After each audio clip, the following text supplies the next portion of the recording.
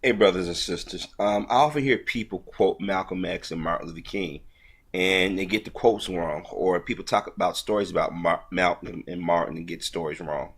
How many of you know that Martin was a reluctant hero, or a reluctant leader, I should say? How many knew that Malcolm wanted to be, I believe, he just wanted to be just a quiet member within the nation, but Elijah saw something and he picked him up and picked him out and took him under his wing. I mean, you might know bits and pieces of these things, but how many of you really know that history? It's not talked about. They cast Malcolm as a hate monger, anti-Jewish. They cast Dr. King, or Martin, excuse me, as a dreamer, as being weak. But both men was the same. It's just that the media decided which one would be more presentable to the viewing public. Malcolm went and challenged and spoke in front of the United Nations. He went to other countries. Not saying that Dr. King didn't, but Malcolm did those things, and people will say that he didn't do these things. He didn't do any great things. They taught people to hate, which he didn't. Now, people say, "Well, Martin did all this, but yet you only hear bits and pieces of his story." You have to ask yourself, why is that? Now, I can tell you my opinion. Two strong black men getting together, hell, that scares the hell out of everybody, no matter what your ethnicity is, because of the things that we've endured, things that we've seen, things that we know. I mean, a lot of people would say, or fantasize, and myself included, what if if Malcolm had lived and him and Martin had sat down and actually just hashed out a plan? I mean, just think about the effects it would have had on the black community.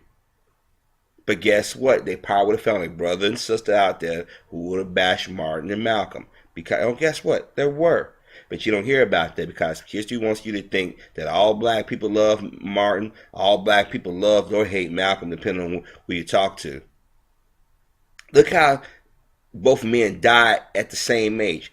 Malcolm was 39, just like Martin was 39. They've been dead a lot longer than they lived.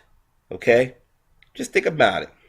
Think about how people talk about they love Dr. King, but yet they turn around. You know he's a philanderer or alleged philanderer. You know he was a cheater. He was a smoker. The horror. Gasp. Malcolm didn't do any of those things, but yet they think that he plotted to kill white people, that he wanted to take over the government, all kinds of things. Because a few brothers and sisters within these organizations went rogue, should those brothers' legacy be held to such scrutiny or disrespect? So I ask you, how many of you truly know Malcolm and Martin's history? Now, some people will quote movies, the lines from Malcolm X to start Denzel Washington. That's not an entirely accurate portrayal. They left some things out. And that movie with Paul Winfield that he did back in, I think, the late 70s, early 80s about Dr. King, they left a lot of things out because people don't want you to get an accurate picture of these men. I'm still waiting for Hollywood to say, okay, we're going to do this biopic on Dr. King. I mean, we're really going to get into the nitty gritty. You know how we did with JFK. This is probably why I said Spike Lee's masterpiece is Malcolm X, and even Oliver Stone's masterpiece is JFK, even though there's some things that can be easily explained away or some things that can't be explained away. I'm still waiting on that pick for Dr. King, people. It's been in development for years. I mean, everybody said they love Dr. King, but when you get down to it, do people really want to tell that story? Because me, now I ain't going to tell you how I was do the story. Because I've been playing it over in my head for the last 15, 16 years what kind of story I want to do with about Dr. King, or what kind of story I would do with both Malcolm and Martin.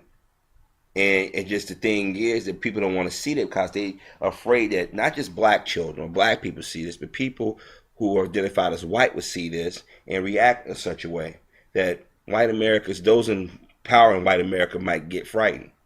This is why Malcolm and Martin had to be taken out at such a young age and during that time during the 60s. But see, that type of thing may or may not work today.